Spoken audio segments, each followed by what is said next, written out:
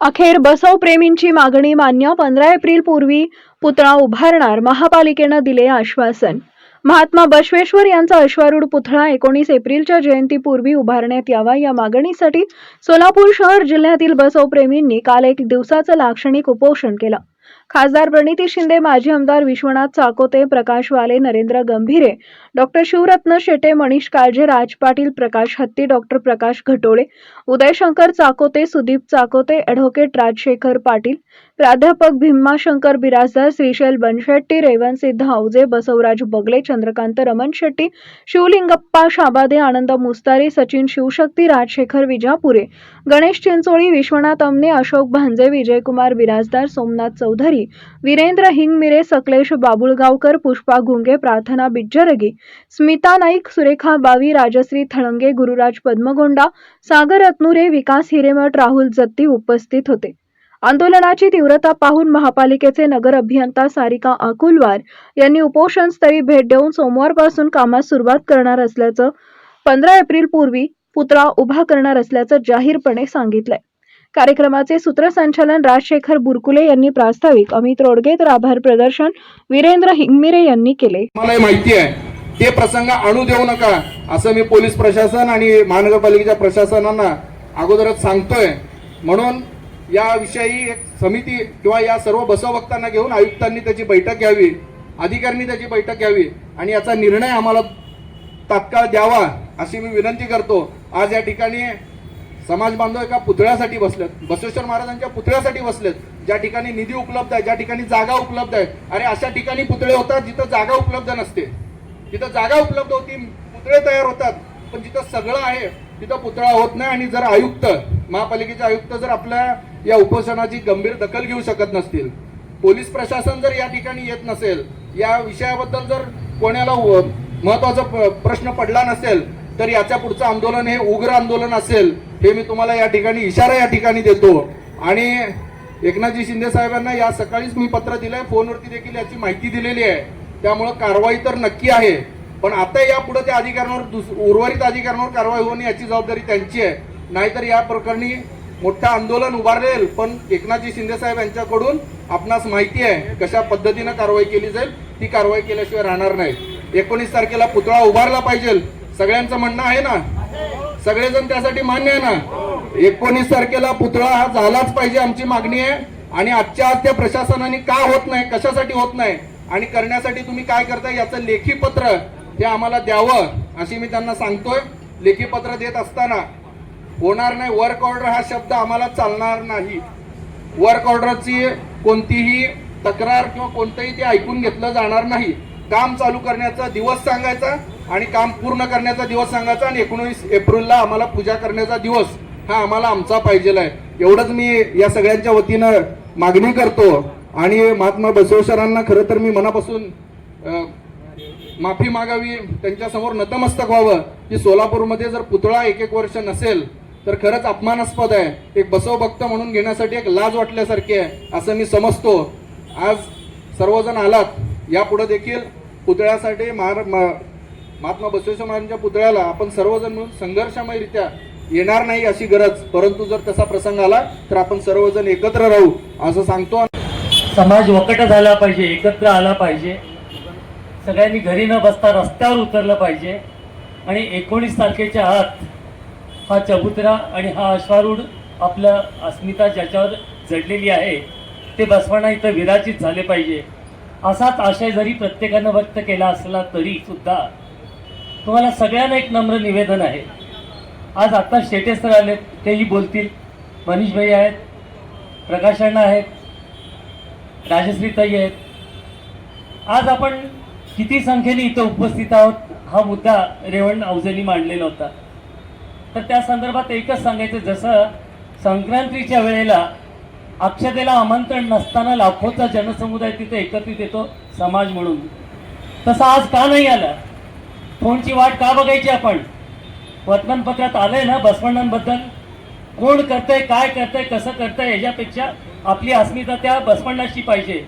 त्याच्यामुळं हा परिसर इथं कमी पडायला पाहिजे होता, इथली वाहतूक थांबली गेली पाहिजे होती. अशा पद्धतीने तुमच्या आमच्यातला अस्मिता जागृत होणार आहे की नाही हा सर्वात महत्त्वाचा प्रश्न मी मांडतो तुमच्यासमोर.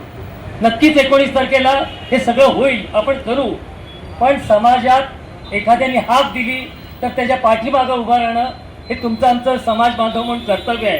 तो इकडचा, तो तिकडचा, तो नावडता, तो आवडता, अरे सोडा सगळं, असं करत समाजाची ही स्थिती होऊन गेलेली आहे. आत्ताच कुणी उदयनी म्हटल्याप्रमाणे 34 नगरसेवकांचा सत्कार शिवानुभवमध्ये पाहिला होता आम्ही, आणि आज 14 जणांचा सत्कार प्रतिष्ठानच्या माध्यमातून झाला. काय दर्शवतं हे सगळं गोष्ट? कित्येक संघटना उभा राहिल्या. महाराष्ट्र वीरशैव सभा सुद्धा जुनी संघटना आहे. आज आम्ही त्या संघटनेच्या माध्यमातून काहीच करू शकत नाहीये, कारण बऱ्याच संघटना करतायत, पण म्हणून आम्ही गप्प बसत नाहीये. जिथं जिथं आवश्यकता आहे तिथं जातोय, तिथं आपलं मार्गदर्शन करतोय, ज्या पद्धतीने आम्हाला संविधान टाकता येईल ती संविधान आम्ही टाकतोय. मग बसव ब्रिगेड असू दे, वीरशैवन विजन असू दे, माफ करा, आणि लिंगायत प्रतिष्ठान असू दे, किंवा प्रत्येक संघटना, सागर सरकेंची संघटना आहे, जम्माची संघटना आहे, अक्कन बळग आहे, तुमचं दानमादेवीचं आहे, सगळ्याच्या संघटना, प्रत्येकाचं नाव घेणं शक्य नाही. या सगळ्या संघटनाच्या प्रमुखांनी महिन्यात एकदा तरी मीटिंग एकत्रित घेतली पाहिजे, तरच ह्या अशा काही गोष्टी ज्या समाजाच्या अडलेल्या आहेत त्या पुढे जातील. कारण त्यांनी एक चित्रपट काढला होता अक्क महादेवीवर, किती जणांनी पाहिलाय हो? काय ते अक्क महादेवी तुमचं आमचं द्योतक नाही आहे, आमची अस्मिता नाही आहे? अशा चिकार गोष्टी आहेत ज्या आपण बोलू शकतो. त्यासाठी ही सतरंजी आहे. प्रत्येक महिन्यात ह्या 20 संघटनांनी 25 संघटनांनी इथं एकत्र आलं पाहिजे. आम्ही काम करत नाही, पण आम्ही आलं पाहिजे, आम्ही त्याच्यात संविधा आमची टाकली पाहिजे. प्रत्येक जण काम करतो असं नसतं. ज्या त्या वेळेला ज्या त्या गोष्टी ज्यावेळी येतात समाजासमोर त्या त्यावेळी त्याचं निरसन झालेलं पाहिजे. आज प्रशासनाला मी एकच सांगतो सगळ्यांच्या वतीनं, 19 तारखेला हा पुतळा इथं जर नाही दिसला तर 2च दिवसात, आताच बनशेट्टी आपण सांगितलं, ह्या येणाऱ्या काळात महापौरांची निवड आहे. त्या महापौरांना सुद्धा प्रशासनाला लगाम घालता आलं नाही तर महापालिकेचं काम करणं आम्ही अवघड करून ठेवू, असा आशावाद इथं व्यक्त करतो आणि आपलं मनोगत संपवतो. आज खरोखरच खेद वाटते. अख्ख्या महाराष्ट्रामध्ये सोलापूर शहरामध्ये सगळ्यात जास्त लोकसंख्या कोणाची आहे तर आपल्या समाजाची, लिंगायत समाजाची. आश्चर्य वाटते इथं मोजकेच लोक हजर आहेत. एखादे मोर्चा काढणं, उपोषण करणं, हे आपल्या समाजाच्या दृष्टिकोनातनं असे एवढं कमी प्रमाणात लोक येणं एक खेद आहे. प्रत्येकजण पेटून उठायला पाहिजे. तर प्रत्येकजण नाव घेतले, हे पुतळा ते पुतळाचं, लोकांचं कशाला नाव घेतात? आपलं बघा ना, आपण काय आहे हे बघा. आज आपल्या सोलापूर शहरामध्ये अशी परिस्थिती आहे की आपलं समाज अस्तित्वात आहे की नाही असं वाटतंय. खरोखरच प्रशासनाला नाव ठेवण्यापेक्षा आपले इथले जे पुढारी आहेत, जे समाजाचे प्रतिनिधित्व करतात, त्यांनी हे धुरा अंगावर घ्यायला पाहिजे. आज अमित रोडगेसारख्या एका सामान्य कार्यकर्ता पुढे जातो, राजशेखर रुकुलेसारखा एक सामान्य माणूस पुढे जातो, बसवेश्वर सर्कलचे यंग पोर आहेत ते सुद्धा आज पुढे येतात. त्यांच्या मागं आपण उभं राहणं अत्यंत गरजेचं आहे. परंतु आपला समाज हा धीर व समंजसपणाच्या असल्यामुळे आपण मागं पडलेलो आहोत. थोडं आपण उद्रेक होणं अत्यंत गरजेचं आहे मला असं वाटतं. कारण समाज टिकवण्यासाठी, आपले एकी टिकवण्यासाठी जो कोण कुठल्या पक्षात असेल तो महत्त्वाचा नाही आहे, समाज महत्त्वाचा आहे. आज सर्वात मोठं काय म्हणजे समाज आहे. समाजाच्या दृष्टिकोनातनं आपण सर्वजण एकत्र येणं गरजेचं आहे. आज बरं वाटलं तरी सुद्धा 100 जण आहेत. मागं सिद्धेश्वर महाराजांचं नाव ठेवण्यासाठी मी आंदोलन केलं होतं, विद्यापीठला सिद्धेश्वरचं नाव ठेवा म्हणून. अक्षरशः त्यावेळी अशी परिस्थिती आली, एवढं मोठं हातात घेतलं त्यावेळी कोणी आलं.